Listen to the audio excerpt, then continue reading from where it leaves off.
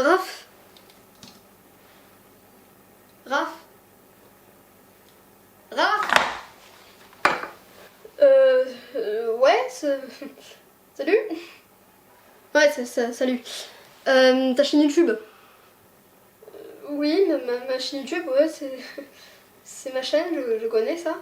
Ouais, nickel. T'as pensé à faire des vidéos pendant le confinement, ou trucs comme ça, tu sais, des vidéos, des... Ça va, tranquille, j'ai le temps, le confinement il est pas prêt de se terminer, j'ai encore masse de temps. Faire des vidéos. On est pressé, hein. Comment ça?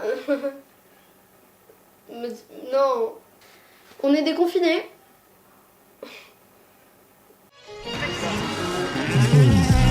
En tête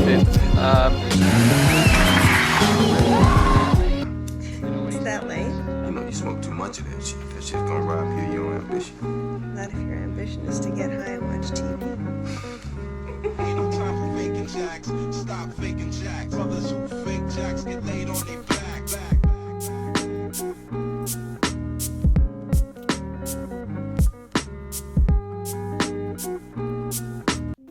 Salut à tous les amis, c'est Raph, tout simplement.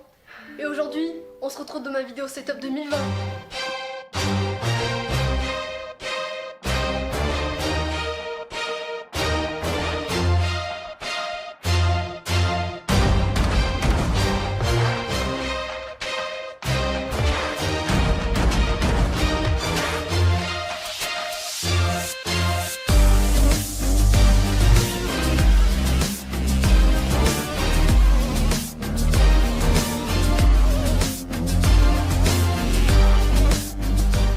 J'espère que vous avez aimé les plans cinématiques en introduction. Maintenant on va passer au vif du sujet, à mon setup. Alors ça va faire 2-3 ans que je le construis peu à peu, petit bout par petit bout. Et on va commencer par la pièce maîtresse de ce setup. C'est bien évidemment mon MacBook Pro. Alors ce MacBook, c'est un MacBook Pro mi-2012 que j'ai acheté il y a quelques temps en occasion sur le Bon Coin pour quelque chose comme 750 €. Le mec qui le vendait était assez sympa. Et j'ai eu aussi offert avec ces deux périphériques Apple. C'est un Magic Keyboard 1 et une Magic Mouse 1 de première génération, couleur argent. Et ensuite, pour revenir sur le Mac, il a des specs qui sont très sympathiques. J'ai 6 Go de RAM ainsi que 750 Go de SSD avec un Intel Core i7. C'est pas encore les MacBook Pro Retina, mais c'est pas très grave parce que je me sers rarement de cet écran. Je me sers plutôt de cet écran pour tout ce qui est montage. Avec ces deux cartes, j'arrive à avoir une puissance vraiment convenable pour faire tout ce qui est montage vidéo et montage photo. Également aussi pour la retouche photo que je fais assez souvent. Que ce soit Lightroom ou Luminar 3, ça fait tourner ça aisément, sans aucun lag, sans aucun bug. Alors ce dont je me sers pour tout connecter à mon ordinateur, parce que si j'avais pas ce dock, j'y arriverais pas, comme j'ai pas assez de port USB ni de port HDMI. Je me sers de ce dock de la marque Kensington, je me souviens plus du nom exact, mais j'ai dû l'acheter 130 € sur Amazon. Ce qui est pratique avec, c'est qu'il y a 2 ports USB rapides en façade, ainsi qu'un port casque et un port micro. Et derrière, j'ai 4 ports USB, un port VGA, un port HDMI et encore un port RJ45. Il est très utile parce qu'il est assez design, en plus il est assez fin comparé à d'autres docks. Il est noir, donc il se fond à peu près partout. Donc j'aime bien, voilà. Ensuite on passe à mon écran, c'est un écran de la marque HP.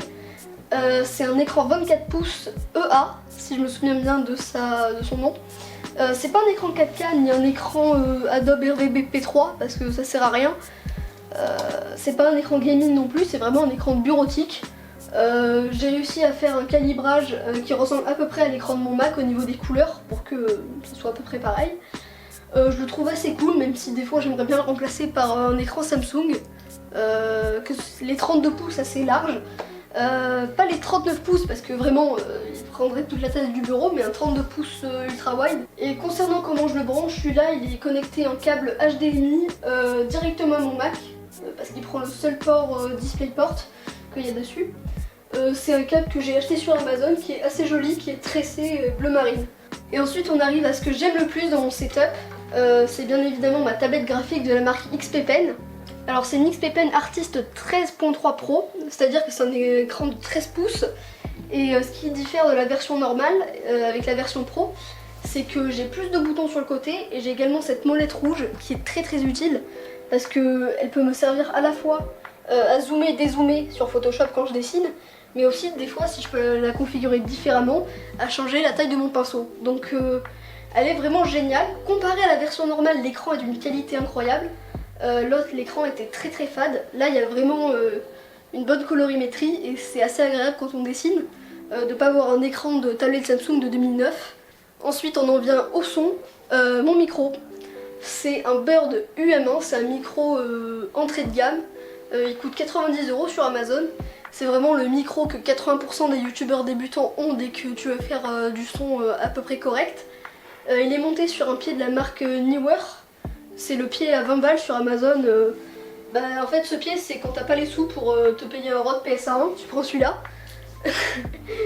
Et concernant le câble, il est livré avec le micro et je l'ai fixé avec des petits riselants, des petits serre-câbles. Et après, alors là je suis assez fière quand même. Vas-y, viens sur le bureau. C'est au niveau du cable management. Je me suis fait chier, c'était long, hein, mais j'ai mis du petit scotch partout là.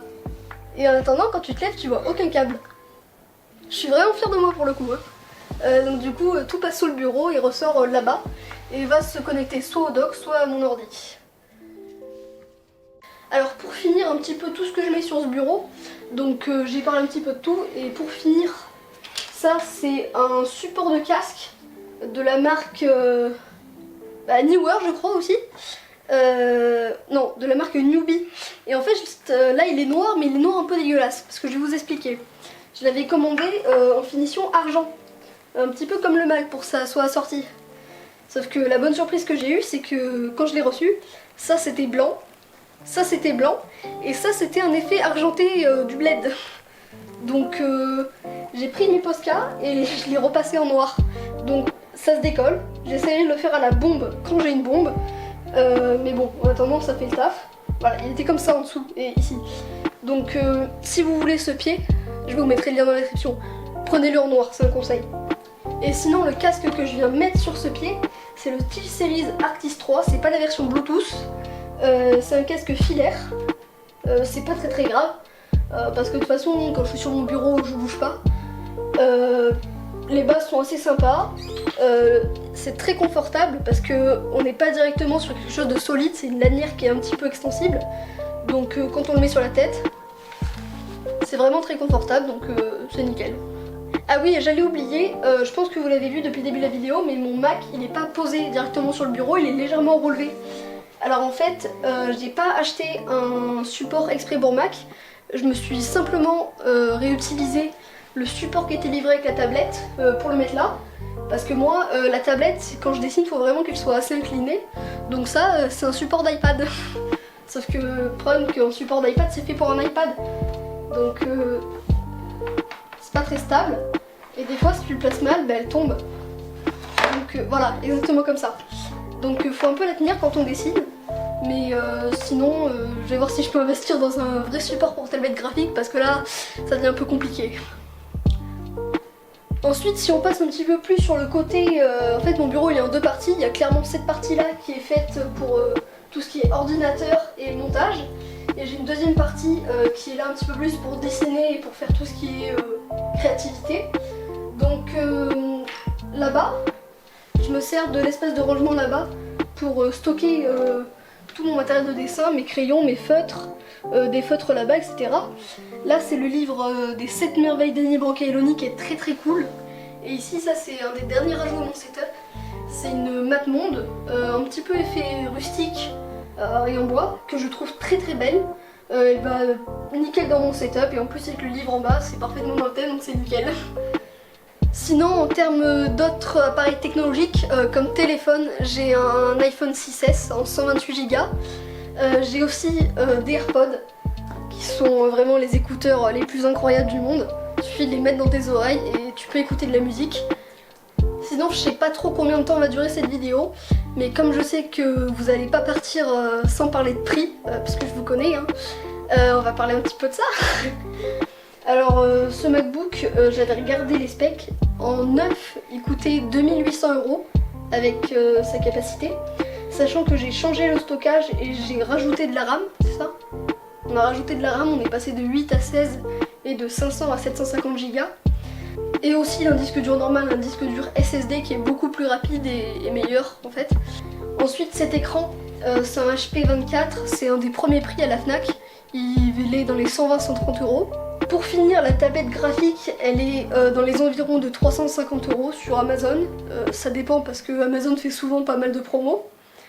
Et sinon, si je pense qu'on combine tout mon matériel de dessin et tout ce qu'il y a sur cette table, je pense qu'on arrive facilement, si on prend le prix de neuf, je sais pas exactement, mais je pense qu'on arrive dans les 3600-3500 euros. Bon, si je me suis trompée, je remets le chiffre correct ici. On verra bien. Et je pense que cette vidéo sur mon setup 2020 est à présent terminée. Je vous invite à vous abonner, à lâcher un commentaire et à liker cette vidéo. N'hésitez pas à partager cette vidéo à vos amis si vous en avez.